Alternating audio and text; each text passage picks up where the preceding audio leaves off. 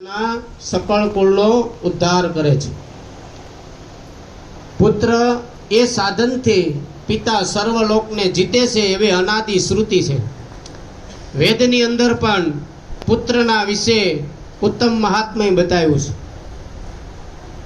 जे पिता पोताना पुत्रनुं मुख जुए एटले के मुखावलोकन करे एटले ए पिता पितृना ऋणमांथी मुक्त थाय छे। अने जे मनुष्यने पौत्र एटले के दीकराना दीकरानो स्पर्श थई जाय तो ते त्रण प्रकारना ऋणथी एटले के आलोक, देवलोक अने पितृना कर्जथी मुक्त थाय छे। अने पुत्र पुत्रादिक सहित स्वर्गने वळंगी अने तेथी पण उत्तम गतिने पामे छे।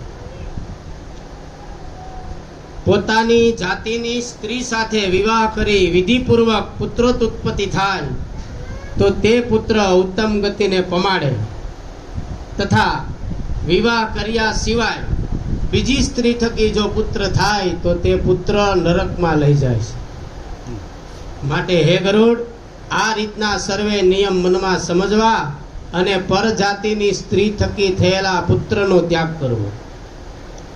धणी धणियाणी एक ज जातिना होय तेना थकी उत्पन्न थयेलो पुत्र ए वरुष पुत्र कहेवाय।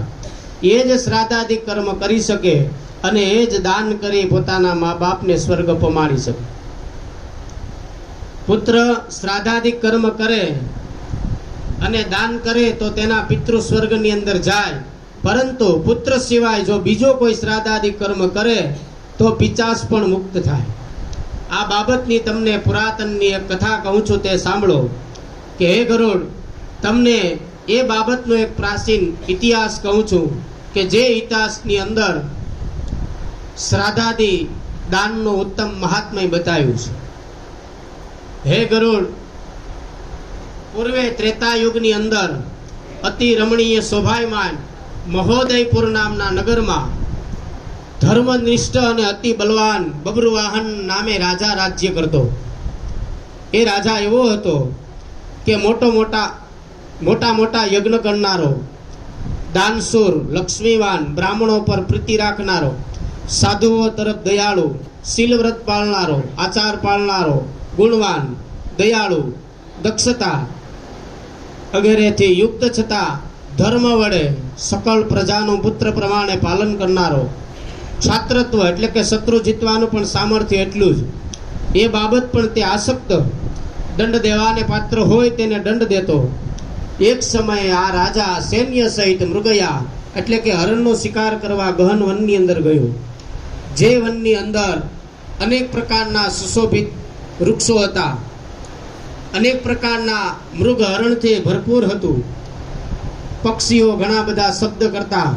आवा वननी अंदर ज्यारे राजाए प्रवेश कर्यो एटले दूरथी एक मृग देखायो के जे मृग उपर ए राजाए तीक्ष्ण बाण वडे प्रहार कर्यो, परंतु आ मृग ए बाणना प्रहारथी न मरता बाण सहित ज झाड़ीनी अंदर निकली गयो।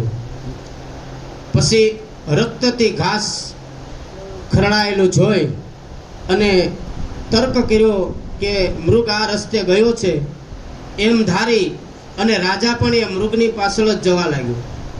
ज्यां ज्यां आगळ मृग जाय तेनी पाछळ पाछळ राजा चाल्यो जाय। थोड़ी वार थयो एटले मृग तो आगळ निकली गयो पण राजानो कंठ सुकावा लाग्यो। भूख अने तरसथी राजा मूर्छित थवा लाग्यो। ज्यारे बहु थाकी जता ते झाड़ वडनी नीचे आराम माटे बैठो। थोड़ी वार थयुं वृक्ष अति महान हतुं। ए वृक्षनी विस्तीर्ण शाखाओ हती।